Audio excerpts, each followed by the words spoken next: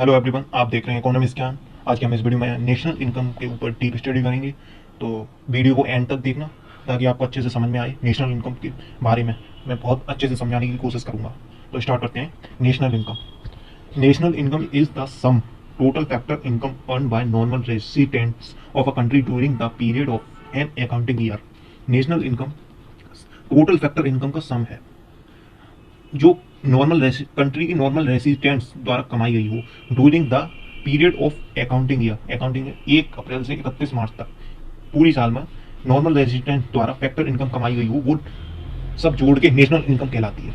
तो इसमें 2 point important है। पहला, फैक्टर इनकम क्या होती है। दूसरा, normal residence of a country क्या कौन है। तो इनकम तो स्टार्ट करते हैं। फैक्टर इनकम क्या होती है। Income are broadly classified as factor income, second transfer income.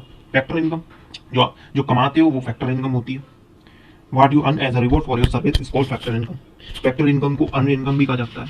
दूसरे, ट्रांसफर इनकम। ट्रांसफर इनकम जो चैरिटी से, हेल्प से, डोनेशन की मदद से जो इनकम प्राप्त होती है या स्कॉलरशिप की मदद से जो इनकम प्राप्त होती है उसको ट्रांसफर इनकम कहा जाता है। जो कमाई नहीं जाती वो अपने आप प्राप्त होती है, वो ट्रांसफर इनकम होती है। फैक्टर इनकम को क्लासिफाइड किया गया है compensation of employ, rent, interest, profit. National income को इंक्लूड करने में ओनली ये 4 टाइप्स की फैक्टर इनकम इंक्लूड होती हैं। पहली, compensation of employ, rent, interest, profit. Transfer income को बिल्कुल इंक्लूड नहीं करते नेशनल इनकम में, क्योंकि ये कमाई नहीं गई है। दूसरा इसका नेशनल इनकम का इंपॉर्टेंट पॉइंट है नॉर्मल रेजिस्टेंस।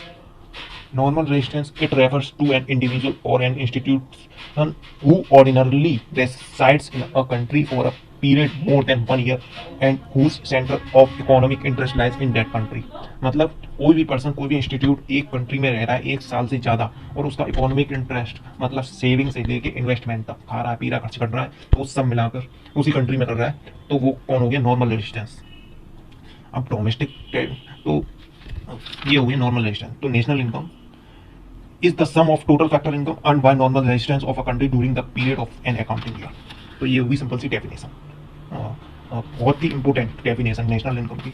अब बात कर लेते हैं सिटीजन कौन होता है। सिटीजन मतलब एक ऐसा, सिटीजन किसको कहते हैं। सिटीजन मतलब एक ऐसा डॉक्यूमेंट या एक ऐसा लीगल प्रोविजन जो किसी भी इंडिविजुअल को उसी कंट्री का बनाती है। जैसे मैं इंडिया का सिटीजन हूँ, तो मैं कैसे कह सकता हूँ मैं इंडिया का हूँ। ये 2 चीज़ों पर डिपेंड करता है। पहली, ऑन द बर्थ प्लेस, अगर मेरा जन्म इंडिया में हुआ है तो मैं इंडिया का सिटीजन हूँ। अगर यहाँ जन्म नहीं हुआ है, मैं बाहर का रहने वाला था और यहाँ आया हूँ रहने के लिए, तो कुछ लीगल प्रोविजन होनी चाहिए, लीगल डॉक्यूमेंट्स होनी चाहिए जिससे मैं उस कंट्री का सिटीजन मान सकूँ। तो यह सिटीजन, ठीक है। अब बात करते हैं डोमेस्टिक टेरिटरी क्या होती है। Domestic territory, it means the political frontier of a country. Political border का मतलब वो चीज़ें जो हमारी कंट्री के नाम पे हैं, मतलब कोई भी इंडिया की कंपनी दूसरी कंट्री में जाकर काम कर रही है वो हमारी डोमेस्टिक टेरिटरी में आएगी। So it includes outside the country, ठीक है।